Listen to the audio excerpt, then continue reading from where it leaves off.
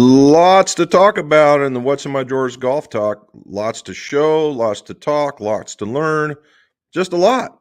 So let's get started.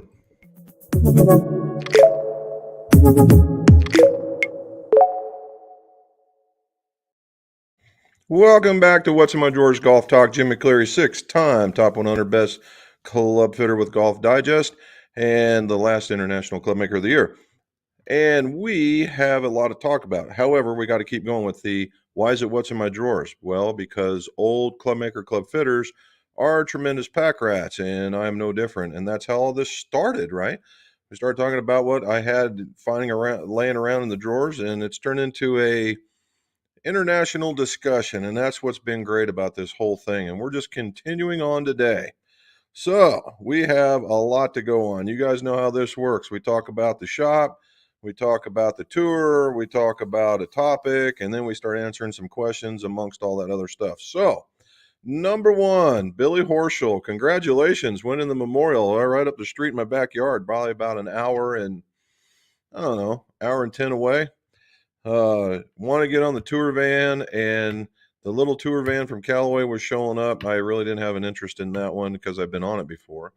And Wilson is still getting their act together as far as giving tours, and that was pretty much all there was about that one, because the Nicholas isn't real big about letting the tour vans onto his property, so they put them off about one year. They put them in because they have islands in the middle of the roadways up there in Dublin. Sometimes they park them there, sometimes they park them in a parking lot, and so it's all hit and miss. So, but congratulations to Billy Horschel, well done. Kept an even round going and won by what I think it was 3 shots. So good for him. All right. So I want to get this started because we're going around the horn. Smoked a brisket. I smoked a brisket, and normally this is last, but there's so much to go over. And it was a fairly decent sized one. There it is. Look at that. The McGolf apron still in play. Oh, look at that. I even have the McGolf koozie in play on this particular one. So it was a meaty sized guy, and cut it up, made some burnt ends. Oh my gosh, were they good. But the end result looking something like that.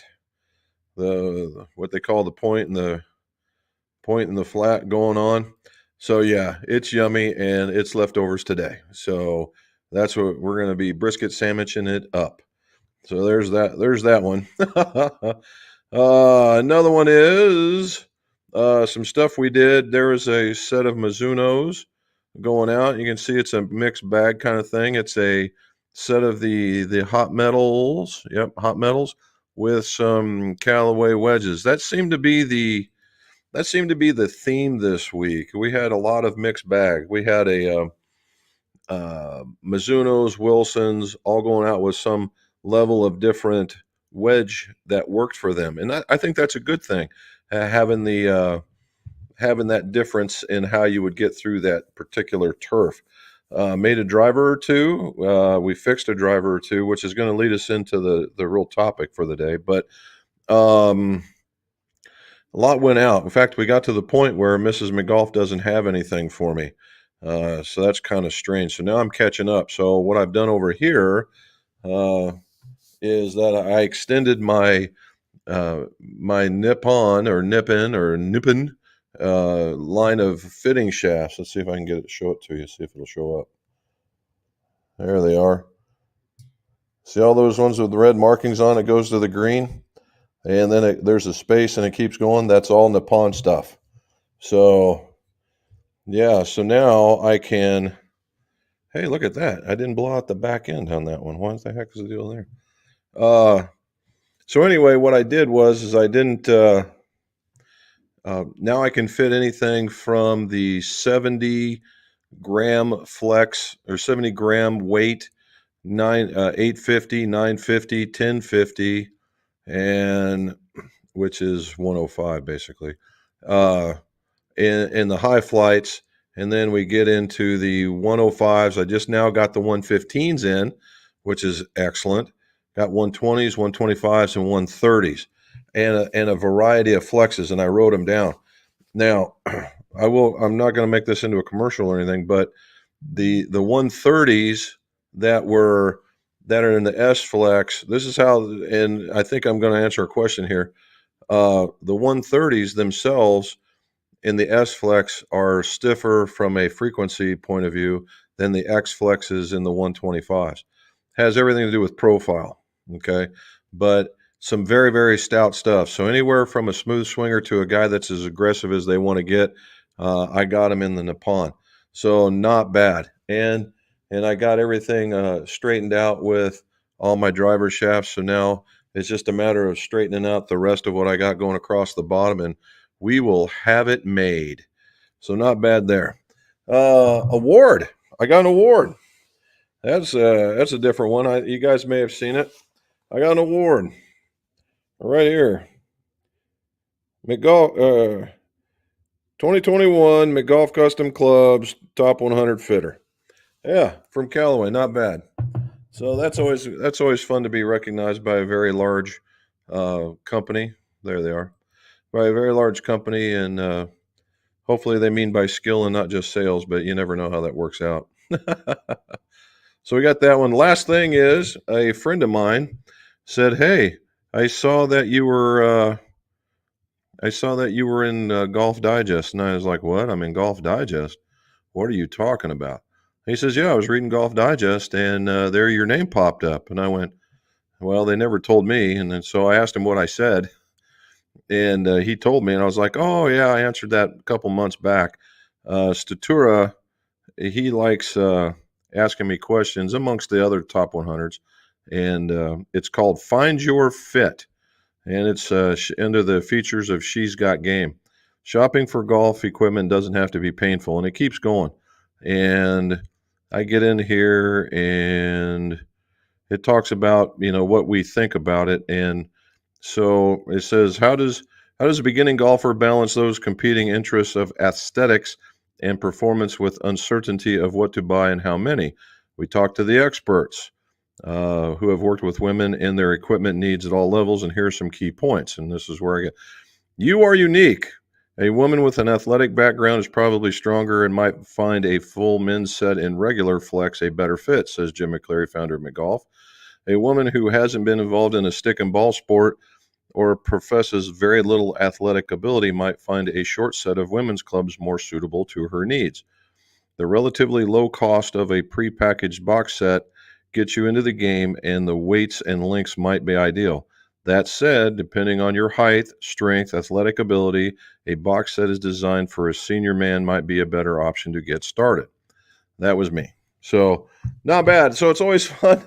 It's fun to get notified of that kind of stuff. It's just it's really, really neat. And Statura is a class act. He's a nice guy, smart as a whip. And so it's all good and dandy. All right. So here we go. So we got, golf. We got to talk about golf. This is what my day looked like at golf. There you go. When you see the sun coming up, you know it's early for golf. Right? Went back to Crown Hill. Hit that's number 2 going up the hill. I totally got destroyed by that hole. And this is a par 3 going downhill on the back 9. And I got a little revenge on that guy. And then this is the one I always tell you guys about on number 12. This is you're about, I don't know, 5-6 stories up in the air. And it just goes, the best shot is to try and hit right into the apex of that curve. Of course, I didn't. I ended up there in jail, in jail. So, but I did get out. I actually hit this low piercing draw. Well, that cost me one because I hit one around and I hit one through, and it hooked so bad I hooked it right into the forest. And then I hit another one, and it was in a pretty good shape. So that was my day in a nutshell, hitting these weird shots and getting them out, but the flight was just so ridiculous that I ended up losing a ball, and it cost me dearly. So I shot into the mid to high 80s. So that's where it's at. So my golfing wasn't nearly as prestigious or prodigious as one would think. All right, so on to the topic. I said we talk about a bore through, and if you go to the channel, Again, like and subscribe on the channel, hit the bell so you get the notifications, just like you see this thing going across the bottom right here, right? And if you would follow us on the Instagram and or on Facebook, you'll see I like doing reels. I'm not big with pictures, but I'll do some reels. It's a lot of fun to throw those out, and hopefully you guys get enjoyment out of that. So on the channel, you'll see that I do quite a bit of bore throughs. And the reason why I do is because nobody else will do it. All right. And that's the thing. Uh, and so we get them sent quite a bit. I keep trying to tell Callaway that they need to make me like McCallaway East or something like that. Check this out. There's the range going. There's a whole bunch of folks on the other side of that wall too. I'm trying to figure out why it blows out like it does, but that's camera. So anyway, they send me they send me work, or not they, Callaway, but people send me work because they've seen some of the video. Now this one I'm not doing a video on, although this in turn becomes one, but we're going to go over it in picture fashion. So here's what I got. I got a Big Bertha 460 bore through, right? And it's got a crack. That is a big ferrule when it's cracked right there where you can see the little piece of stick hanging out. Now, we got to talk about that first and foremost. I'm kind of breaking, if Charlie's on there, or any of the guys, I'm kind of breaking streak here. This is Jameson Whiskey Orange. And if you guys if you guys like that kind of stuff, this could go to the top of the list. Okay. So what happened? What happens here? So what'll happen? The reason why you saw that ferrule up there is because that was the weak point of a Callaway club that was older still. Because all they had was a little rubber washer that stuck in there, and if you got up into the heel in just any little bit, it caused so much stress, it would snap it, and then people are doing all kinds of bore through repairs, of which we did. Right? We did a lot of those things. Now, the thing with this is that you've got to heat up right around where that shaft goes through the head, and then you've got to go along the backside. If you go to the top of the picture, like going towards the ferrule, you heat up that side over there, and then you heat up that area that's leaving the ferrule going through the head on the face. You tend to leave the top of it alone because you'll burn the paint, right? And we just don't want to burn the paint. And normally those two are the top of it, the side of it, the bottom of it, and maybe just 2 or 3 swoops with the heat on the top. And if you've got a pulling machine, you can typically pull it out if you've got the shaft. In this particular instance, that's not going to happen. So what do you have to do? You got to drill it, right? You got to drill it out. And you've heard the term step drilling, and this is no different. So you start with something that's obviously smaller than the hole, but bigger than the interior, the idea of the shaft, and you get it started. Now, what you're doing there is you're creating a path down through the shaft to get out the bottom, and it's pretty much going to force out the tip pin, which is the middle piece, that little middle circle piece you see on there. That's a tip pin. It's going to force that out. And then you get one that's a little, and you've sent heat now to the inside of the shaft, and you're going to go up the next size, maybe 2 steps, and then you're going to really start throwing some pressure to it, and then it's going to go, and you should push the shaft out, or it's going to come out on its own. And so what happened on this one is it broke off in there, and when I pulled out the ferrule piece, then it brought a lot of the shaft with us, and I just took a pair of pliers and pulled the other stuff out. So that's, heating it right now. Pulling this is no easy task, in that where that ferrule is at, you can't get a normal shaft puller. You can't get a normal shaft puller on it, so you need an adapter. And this is a way back in the day kind of thing. Golfworks used to sell one similar to it, but this one was a machine piece of poly that I've got, and it's working like a champ.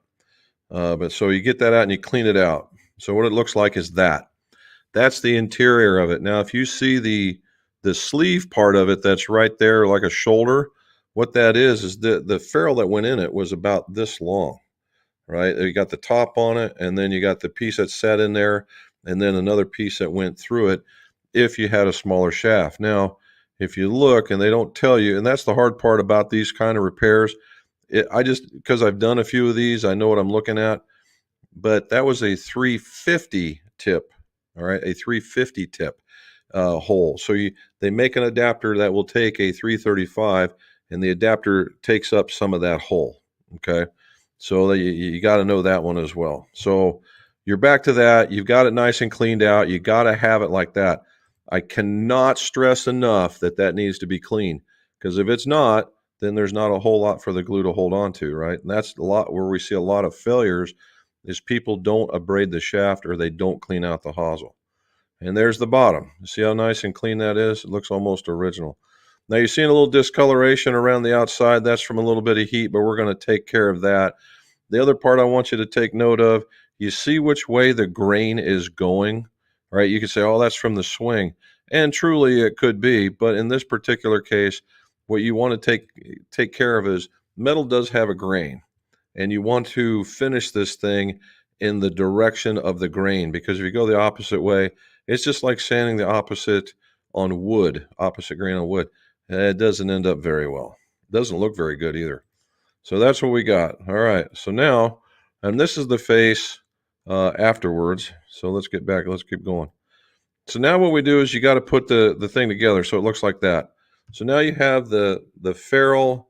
You've got to push in the shaft far enough that it's going to stick out past the southern part or the lower part of that oval that you see in the picture. It's got to push out past that so that it basically, so you can see it sticking out about like that, just enough, because if it's lower, you can't remove any of it, and then it looks stupid and unprofessional, to be honest with you. So, okay. So you get it in there, and then you have to insert the tip pin. And the tip pin is this piece that you see sticking out. It's nothing more than another piece of plastic, and it looks like a pin. And you braid the inside of that, or the outside of that, get a little bit of glue on it, and you tap it in there and get it nice and tight. Because if you leave an air bubble, it's going to pop. It's going to show when you go to finish it, and that's not what we want. All right. So you set it up there and you let it dry, and it looks like this. And you again see the all the grain, right? And you can see back here that in reality, this thing was actually kind of a mirrored finish. So we'll show you some of that. So you cut off the tip pin now that we're ready to go. And what you do at this particular time, because it's I don't want to really grind on the sole too much, we're going to use this nylon blue belt. Now the belts come in different colors for different grits. The red is a heavier grit, the blue is a lighter grit, and there's another, I think it's green, but I don't have any of those. Because at that point I go down and I'm either using sandpaper, or there's this thing called a tri-grit. It's like 1200 grit sandpaper, and it makes this really nice finish if you have to get into something like that. So we lay into it, and see, I'm going with the grain on that one. And basically using the machine in order to grind it down, right? And that's all I'm doing is I'm grinding it down. I'm not trying to just take off all a bunch. I'm just whittling it away, moving it all the way down until I get to the sole. And then what we see is right here, you see I've got most of it removed.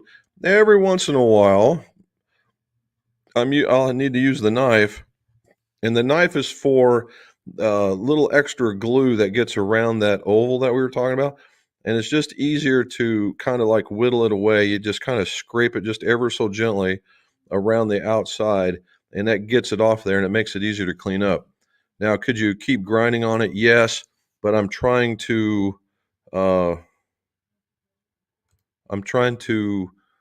minimize the amount of time that I'm on the actual metal, because the more you're on the metal, the more cleanup you've got to do. All right. Oh. All right. So we get it cleaned up, and then we go back to the grinder again. And then what you see over here is that is a stitched Sizzle wheel. And basically, lack of a better term, it's like the most industrial strength hay bound up into a circle you're ever going to come across.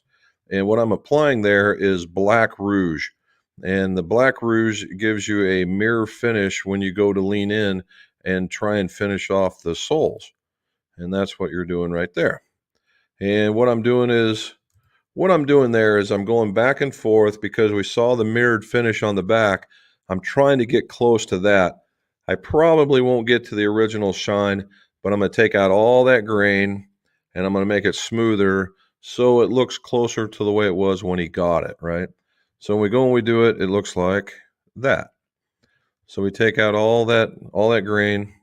There's a little bit better. You see how more when we first started, it was down by the Golf and the Callaway Golf. Now it's more up in this area. Now what had happened is you see some of this here where it's in the red, where it's a little discolored. All that is some of the rouge, and that wipes off very, very easily when you get done. And there's the top of it, and you can see me taking a picture of it. That's pretty cool. And then there's what the face looks like. So what we did was, if you look, that's what the face looked like before, and that's what the face looks like after. And then you basically cut it to length and put a grip on it, and voila, Bob's your uncle. And there you go. So what we covered in, I don't know, 15 minutes, 10 minutes, is about doing bore throughs. Now that same technique, those same things can apply for other Callaway clubs and some of the older Titleists that are out there as well. The Titleists are actually a little bit easier because they're on the Callaways, they have the little scallops or the scoops for aerodynamics on the Callaways, where the Titleist was more of just a smoother transition. So it worked out pretty good. So you end up again with something from that to something like that. All right. So there it is.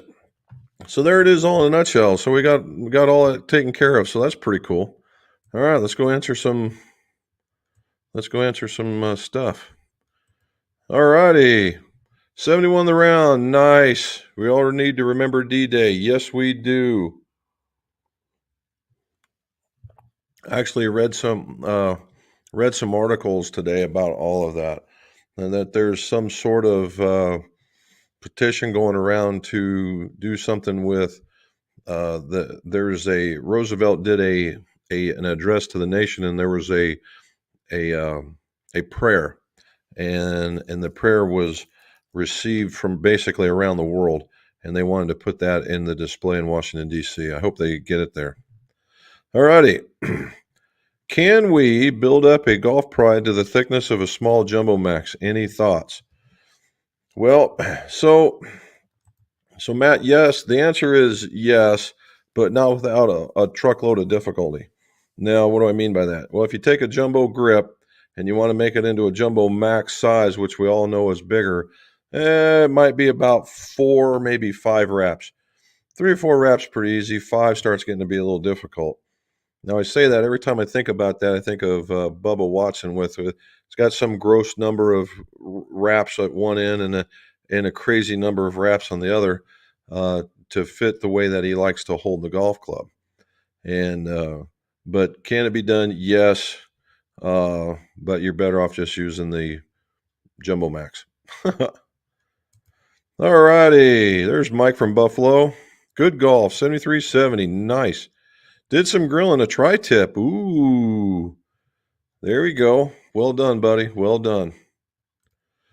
Emmanuel, here we go. And many gearheads. Same to you. Hope is all well. It is. Is there an easy layman's term to explain how a 60-gram stiff shaft is stiffer than a 60-gram rever, even though the weight is the same? Mm-hmm. All right. So we're talking about 60 gram, we're talking about graphite, right? And it really comes out to how you measure the shaft. 99% of us or 90% of us will use frequency machines.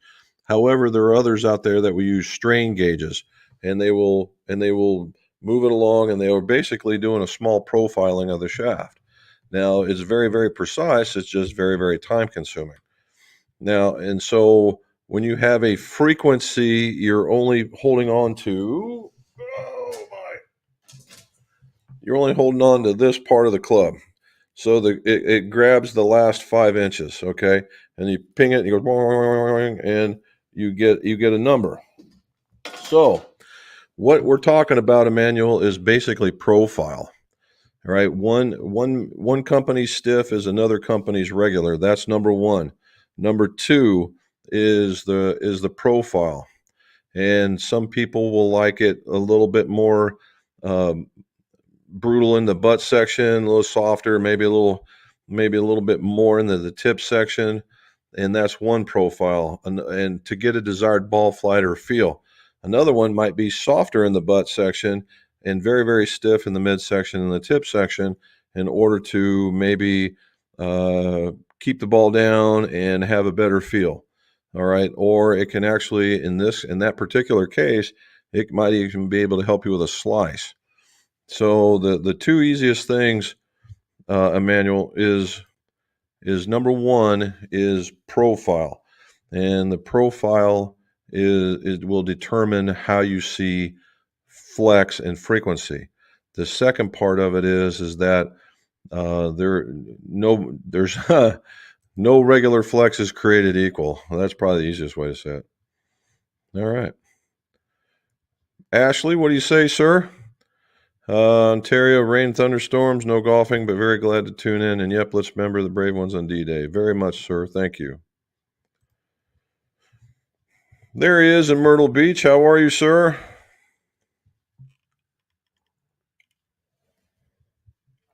Glad to see you made it. All righty. Oh, look at here. Nice. Look at that. Thank you so very much for the $5. That'll just go. That goes into the pot. Maybe that'll help me get a divot tool when we go on vacation. Thank you again. Glad you like it. So those wedges that we showed you last week when we went and shifted from what were they, 6.0s to 6.5s in there, that was his right there. Good deal. Thank you again. All right, Mr. David Jones, how are you, sir? Krister there in Sweden. I'm seeing, are you doing all right? I didn't see anything on the Instagram from you this week. I played with one of the tour fitters from Callaway, George Honeycutt. All right.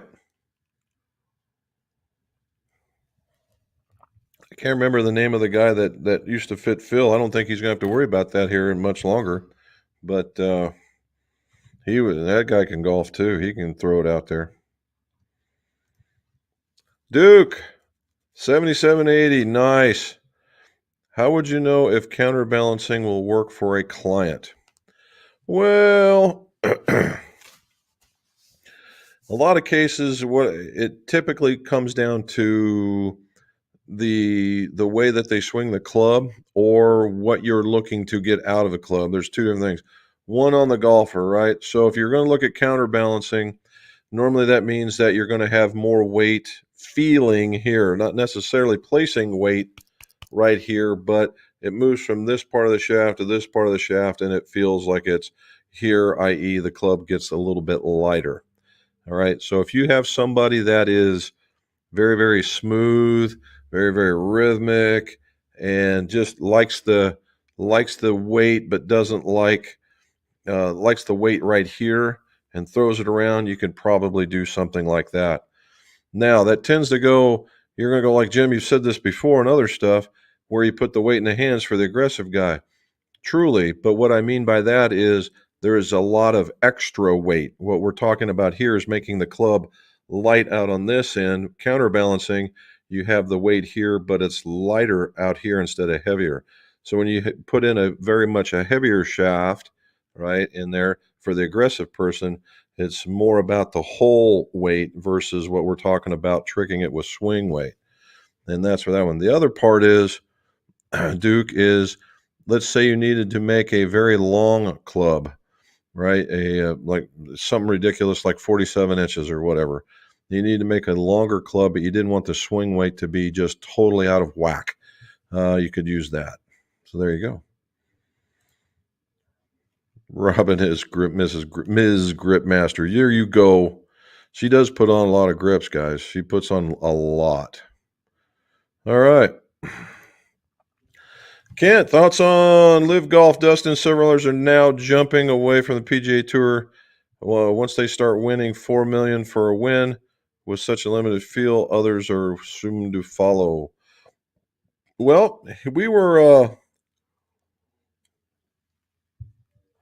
Bob and I were talking about it on our way to go golfing, and money's money, right? I mean, it is what it is. And the LIV tournament has plenty to throw around. It's almost like a bottomless pit. However, there's going to be, and this is purely our opinion, but you're going to get people that are not necessarily in the prime of their golfing career in order to go there initially because of we'll call it the newness of it and some of the sanctions that the PGA is going to put on it. So what you're going to get is somebody that was very, very, very, very good and like a Phil Mickelson, but let's face it, I mean, like Phil to death, but he's at the end of his career. So you have a choice of making hundreds of thousands of dollars in a tournament, assuming that you're going to place well. And because if you don't, it gets into the tens of thousands of dollars versus millions of dollars just to show, right? What are you going to pick? Well, if you're at the end, if you're in there and that's what you're looking for, that's the last little bit of, padding to put on your family nest egg, right? Then you get those like we saw Kevin Na. I like Kevin Na. I think he's a good guy, but he's going to be a journeyman, right? He will always be that guy. You always see him out there. He's always a threat. Every once in a while pops up and gets it done. And good guy, but a journeyman. And he can go over there and he can make like Ken said, $4 million. Next thing you know, he's won as much in one tournament as he has in maybe the last 6 months of it, 6 months to a year of him playing on the PGA with the idea that it's going to get less, right? I mean, if you have to be in the top, what was it, the top 100 folks, maybe even less than that to actually walk away with $1 million in prize money. And so if he is at 101 and he gets less than $1 million and he walks into this and he gets 4, I mean, it's easy math, right? The Sergio Garcias, I think, Sergio has his own unique little traits and whatnot. Same thing, right? Same thing. And, but does it have the opportunity to get better?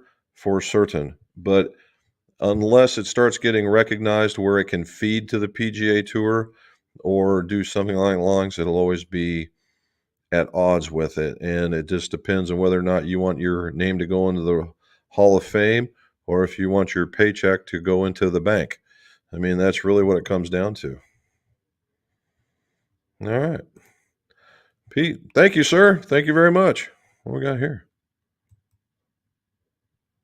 Oh, Peter, thank you. Look at there. I didn't see that one. Peter threw out a super sticker. Well, thank you. You guys are breaking ground here. I appreciate it very, very much. And yeah, very much. Peter, thank you. Excellent. Thank you. Emmanuel, congrats. Thank you, sir. Seymour, played 9 holes Sunday, shot a 4. It was good for me. Also got my first chip in to save par. Well done, dude. Well done. Well, I don't know about totally recovered, Kent, but she's been out there. She's been mowing and gripping and doing all that stuff, so she's not letting too much hold her back.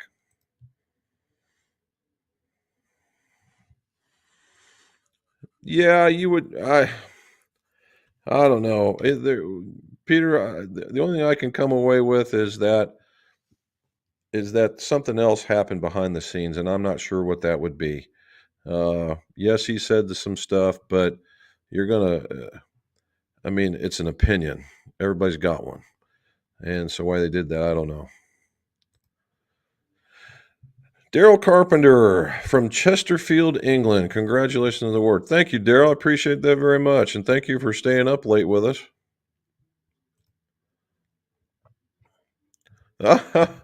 Well, Joe, I'm glad that you did.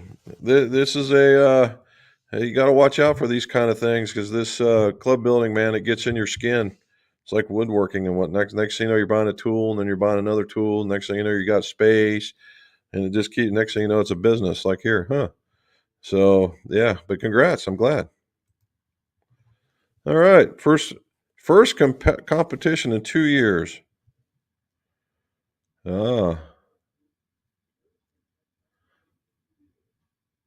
Ah, okay, very good. Well, I have to say, Krister, that I mean, it's always good to get out there, right? I mean, if you don't get out there, you can't win. In my horrible playing that I had, the one thing that was there was that make field putter I've got. Wow, it was doing very very well. I hit exactly the 36 putts. I know Matt's falling out of his chair right now when I tell him that.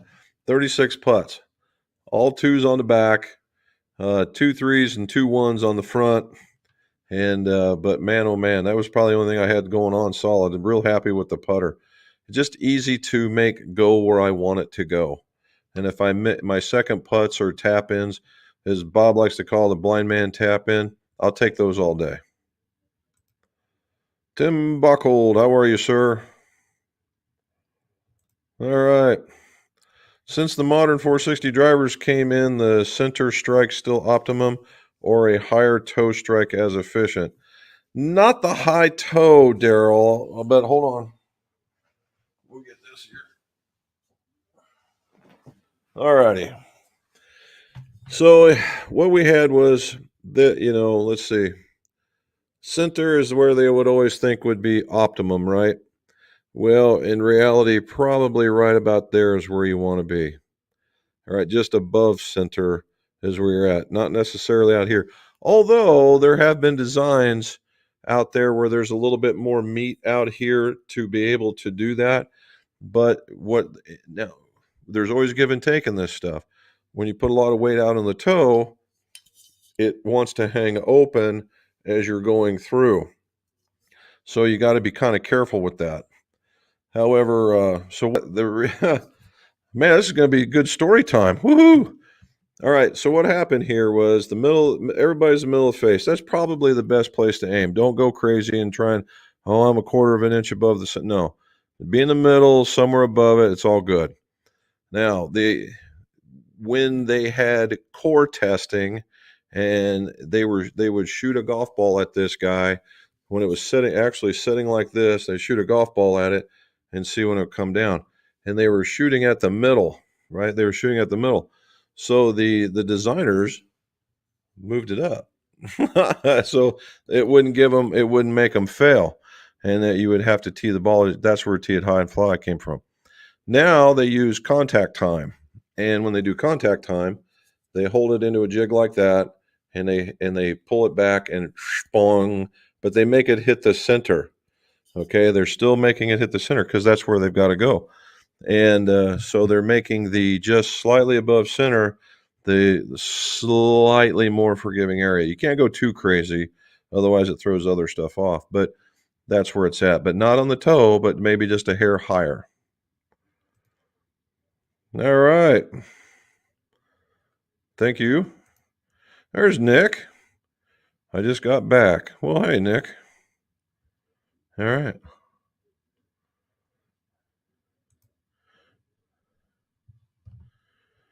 Yeah, they are. It's actually a show of some skill. What I have found, Nick, is that over here, that the Callaway stopped even telling folks that they could do it, so they don't even entertain it. And I mean, let's keep in mind the last bore through they did is probably 15 to 18 years old. So yeah, I mean, from a company point of view, for certain. All right. She's already got them, dude. She's already got them. There's no slopping her. When she sees it, boom, okay, it's done. Mr. Paul, what do you say?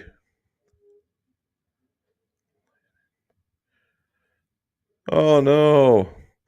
That's the reason why you've been out playing league. Hopefully, how's the knee doing? Oh, or is it the hip? No, it's the knee. Hopefully you're doing good, bud.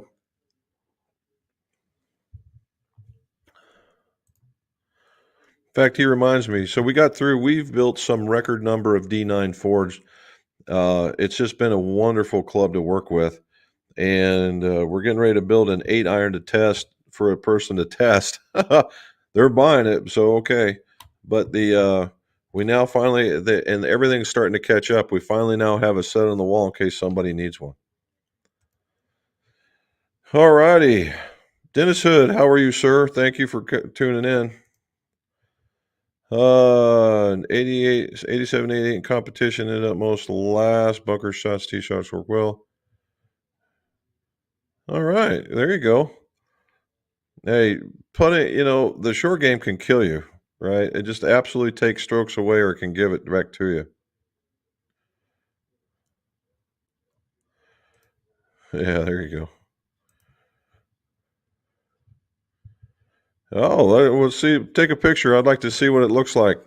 The B61, unless if it's the older model, that those things are a little different. They're solid, but they're a little different. Mr. Young, how are you, sir? Thank you for tuning in. I know it's a little early. Can't complain since it never rains there. Ha ha ha. Well done. All righty. All righty. Great place to visit. Just pumped 106 US diesel in my car, $6.39 a gallon. I'm telling you, if you got it for that price, that from what I've seen in pictures, you got it for about $1 less than what I'm seeing posted anymore. So good for you. But yeah, there's nothing good about $6 a gallon gas. Me too. Me too. Daniel Roach and look at the puppy. All right. Question: have a Maverick 3-wood with a little rust on the face. Is it okay to use steel wood and clean it up? Very much so. Now, don't get too over aggressive with it because the Maverick has that black, right? And what you've probably done is hit enough strikes where you've gone through the protective coating. And just use that when you're talking about steel wool, right? Use the triple lot. All right. Use the triple lot because it's very, very fine. And just lightly dab it up there and you're good to go. And you can go with that. Now, I'm not going to condone it if you're a competitor, but if you put just the slightest amount of wax on the end of it, you can slow that rate of it returning coming back. But you're going to want to wipe it off really, really good before you go out and play, or you'll end up like the Hideki, because you don't want any foreign substances on it. Not like they could tell, but you might want to wipe it off. All right. Look at her go. Look at okay. Brag it up a little bit, why don't you? I put on 5. There's Daniel saying hello. What do we got here? Linda, how are you? Yeah, see, even Kent saw that one a little bit. She's throwing down the gauntlet. We'll see how that works out. James, how are you, sir? Thank you for staying up late. 965. Oh my goodness gracious. Well, we're not too far behind you, Krister. Not at all. Here we go. Cam McMaster Music. Wow. Cam McMaster Music. Hello from Prince Edward Island, Canada. Well, thank you, Cam, for getting on there. Cam McMaster Music. That ought to be something. All right. Thanks for joining us. What do you say, Steve? Yeah, it's not as prestigious as that getting on the board, but it'll start. It's a good start. Hopefully, you guys are doing well, and that you've broken ground. Hopefully, Steve is the guy that had me out. We were in Florida. He was kind enough to invite us out to the Ocean Club, and we did the Monday night thing. It was very cool. Steve's got it going on down there. How did how'd the student do? Is he figured a way to get out on there into competitive rounds? There we go. I'm brand new to the channel and love it. Thank you. As a lefty, do you have any suggestions for 10 handicap irons? Thank you for so much. Well, welcome to the channel, lefty. Like me. So 10 handicap, Cam. 10 handicap, we got to assume a couple of things. One, that you're probably a pretty good ball striker. So if you're going with a ball striker and you've got a little bit of control, then something with a little bit of a little lower, medium low offset, right? But we still like our distance, so we're going to throw it out there. A couple of them. Let's see. One of the first ones I could reach, we'll put it that way. One of the first ones I could reach, that guy, the Wilson D9. Now, if you're a divot taker, this is the way to go. It's a little thicker sole, so you get bounced out, and it's a nice club all around. If you're kind of a Callaway guy, which since I've got the top 100, I would look seriously at the Apex, or the Rogue Pro, right? Because you're a 10, you should be able to handle something along those lines. Both hit very, very well. The Apex will probably be a little softer, but the Rogue Pro looks a little cooler. In another series of it, maybe the ZX5, right, from Strixon. That one is right down the middle of the road to help you get where you need to go, and you can combo set those. Another one in the Mizuno line, from a lefty point of view, is going to be tough. They really don't. I'd really like to. Oh, they do. They make one. Hold on a minute.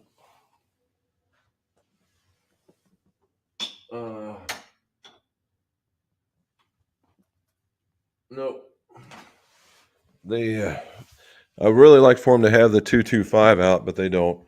Mizuno really is not a big fan of lefties. Their offerings are very limited, and not necessarily to the player.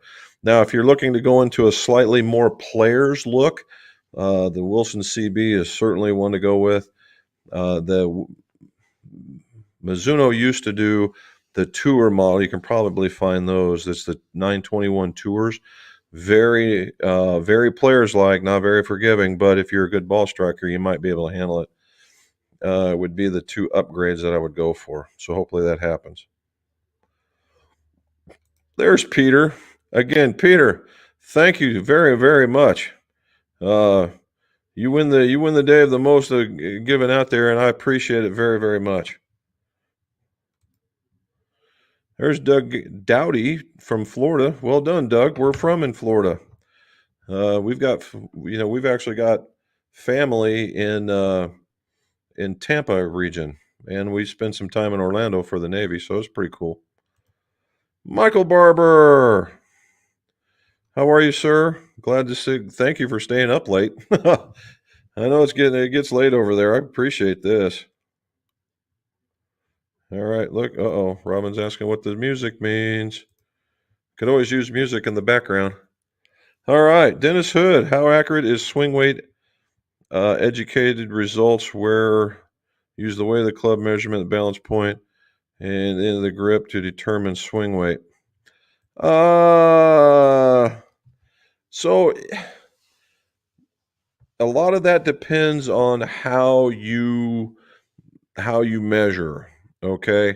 So what people miss, and the reason why they come away with some inaccuracies, is that they'll measure the raw shaft as opposed to the finished shaft, and then because those weights will be different, and then where they measure to the end of the club, you're only going to be off maybe an eighth of an inch. I don't see that being a big deal, but length is vitally important when determining swing weight.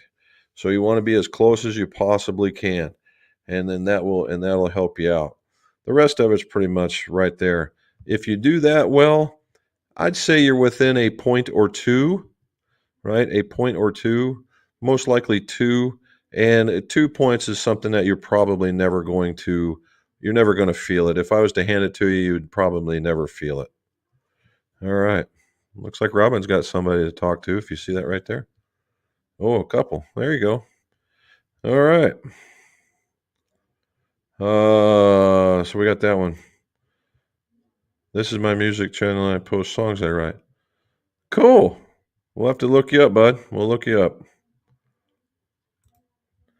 I 100% agree with the reasons to play live golf. If it's true what Dustin pulled off tipping, yeah, right. 100. That's what I saw too. 125 million. Why would you not? Right. That sort of money secures his family, kids, grandkids, and future grandkids. Yeah, and you're right. I mean, 125 million. Yeah. If they and so the rumor out there was that they offered Bryson, what was this, like 134, 135 million to go be the face of the LIV. So it looks like it might be Dustin. All right. All right. We'll have to take a look at that. How do you make holy water? I don't know, dude. Oh, boil the hell out of it. Well done, dude. Yep. Hello there. Oh, we got a new one. Michael Ganley. Well done.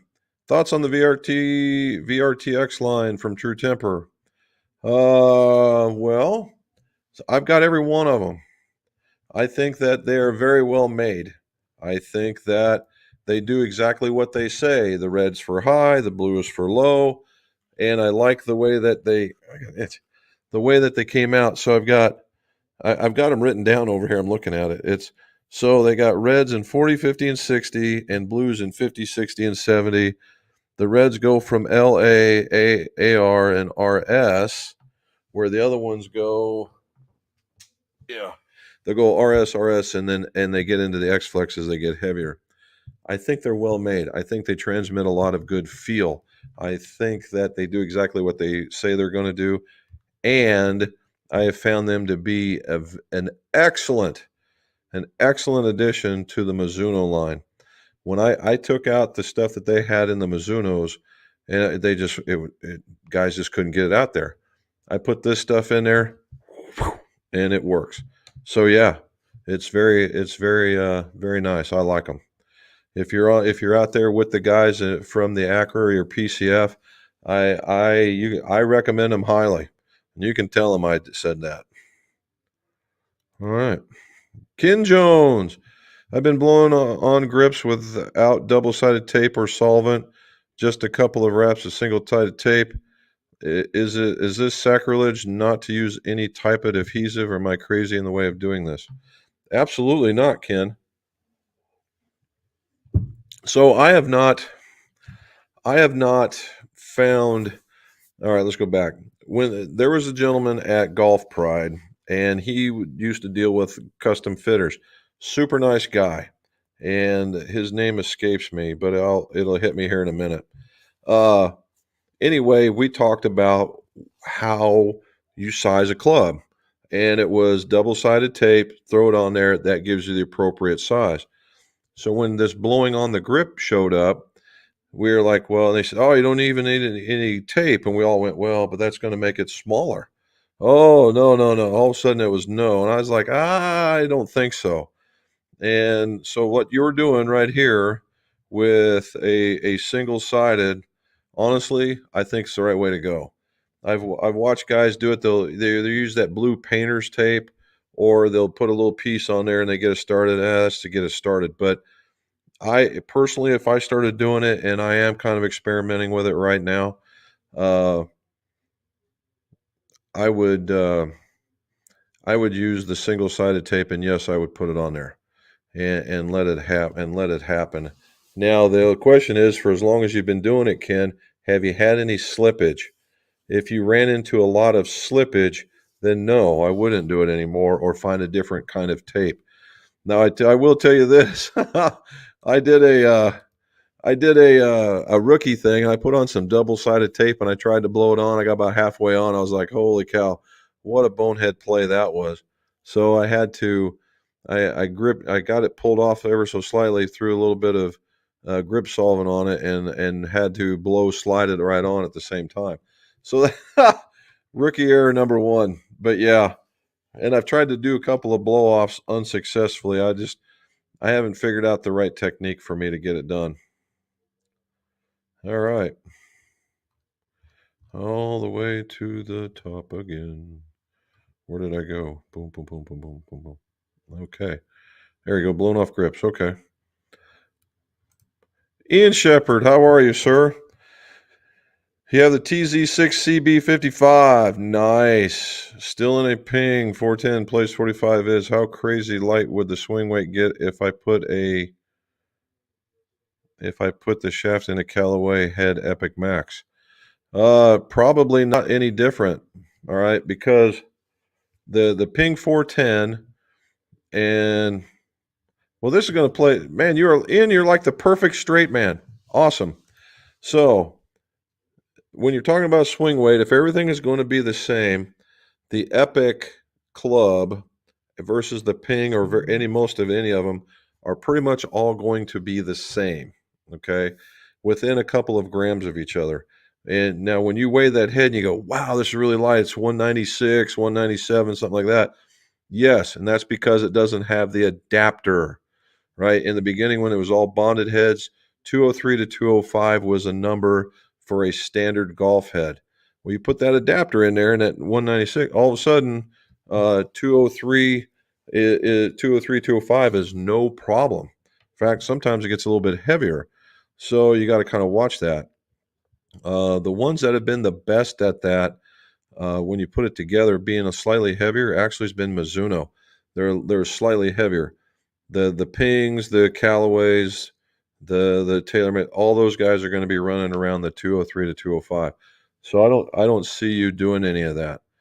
Now, the reason why I said Ian is the perfect straight man is that tomorrow a video of reviewing the TZ6 and the TZ5 are coming out.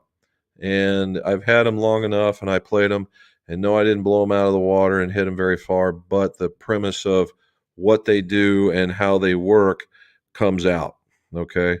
And the TZ6 and TZ5 are two distinctly different shafts from Acura that you will see on tour, right? They have a tour presence of anything from a driver shaft, fairway woods, and and a driving iron now. And I will give Acura the nod in taking the initiative to make some fairway woods and driving irons and hybrids, so that there's this family of shafts. So if you found a driver shaft that you just truly liked in that particular line, there's very likely a fairway wood shaft, a hybrid shaft, and quite possibly a driving iron shaft that would fit the mark, so that dynamically, not just profile, but dynamically, they all give you that performance you're looking for. So yeah, you should be okay. All right. Found that my coat felt soft in the tip, and the shaft was an inch long, so took 3/4 off and spiked it. Feels much better. Very good, sir. Michael Barber, my playing partner, Sim 2 5-iron, came away from the shaft during a round yesterday with thoughts could make this happen. So Michael, what makes that happen? Well, you're talking about the UK, so you're not known for getting too hot. So putting in the back over here, putting in the back of your car in the summertime is just going to heat that thing clean up. And TaylorMade glue is not exactly the strongest stuff out there. When it gets hot, it's easy to pull apart. That's just the way that they assemble their clubs. Now, if a club doesn't get hot, it doesn't come apart. So if somewhere along the lines your buddy had it in a place that was very warm, and I'm well above 100 degrees, that's one way of it pulling apart. Okay. And the most likely, so backs of cars, in a room where your heater would be, right? And if you put them in like a utility room where the heater would be, and they got very, very warm, but I'm talking really warm, just like being in your house and your house was warm. No, that's not going to get it. So that it would be that one. From a pure put together standpoint, right? From a pure put together standpoint, it could have been poorly abraded in order for the glue not to stick. And that's what. But if it's a Sim 2, Michael, and it is true and it's coming apart, he or she should be able to take it back to where they bought it, and they should repair it for free. So we because it's under warranty. Now the downside of that is you're going to live without that club for a while, but they should be able to fix it. All right.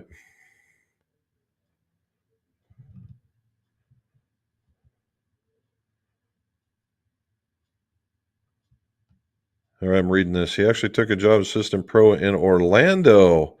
Well, that's a bit of a commute.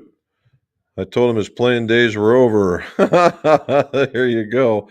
Finally got through permitting or breaking ground next week. Well, congratulations. I'm glad you guys are making progress. Good for you guys. Oh, we see something here, Cam.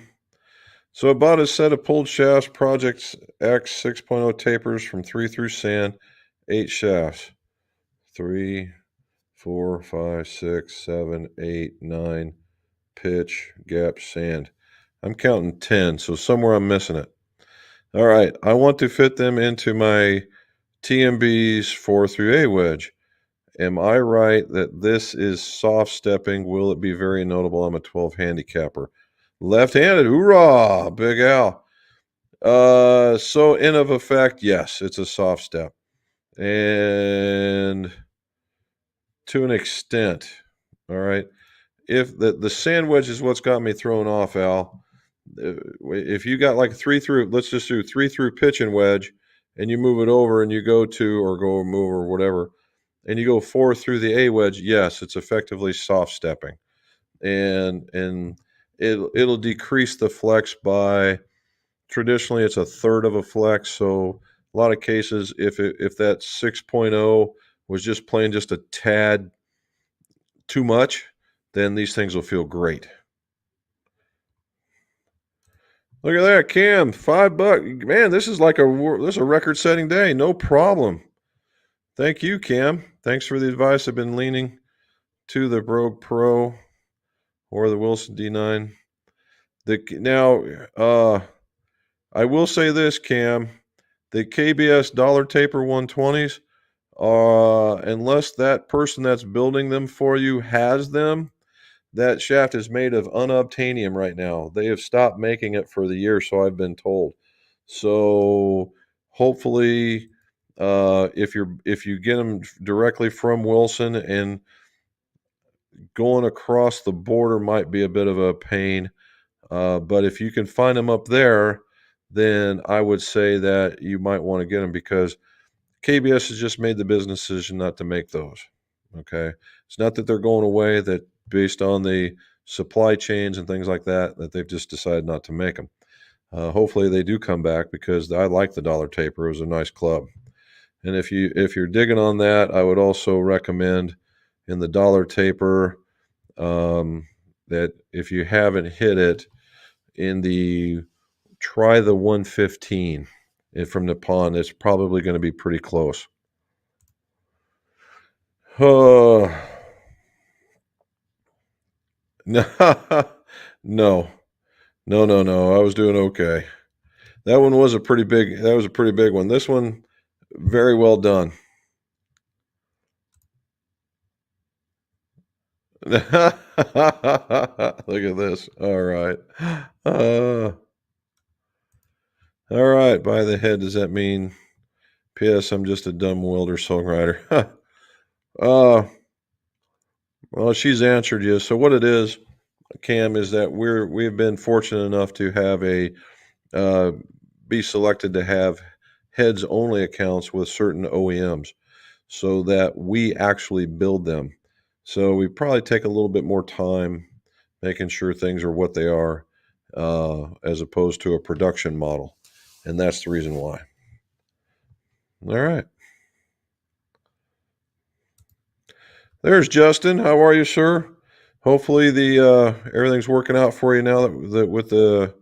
Do we still have your driver? No, maybe. They chucked in and we figured it out. Very good. All right, Peter. Hey, thank you again, Peter. Thank you so very much. All right. Nice. When we do that, the best way to reach out to you guys, I'm living in New Hampshire, USA right now. Well, that just living in New Hampshire made life a whole lot easier for us, Cam, because going across, and we do send a lot of stuff outside of Toronto, I believe it is.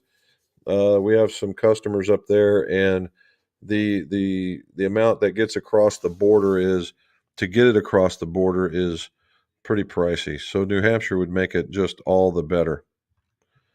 All right, man, we made it all the way to the bottom. All right, guys. Well, again, number one, like and subscribe. Check out the other channels. Tomorrow, watch for the TZ6, TZ5 review. Hopefully, it'll work. It's informative, if nothing else, and we get through that. And again, all you guys, Cam, thank you so much for that. Peter, thank you so much for that. Right, Jiminy Christmas. I can't believe all this stuff. All right, all you guys for putting in there. For putting a little bit of money towards the channel. I appreciate that very, very much. You have no idea. And as always, guys, thank you so very much for being part of the channel. Hopefully you like the video, and we will see you again on Monday, right? And as always, let's see your scores. Go low.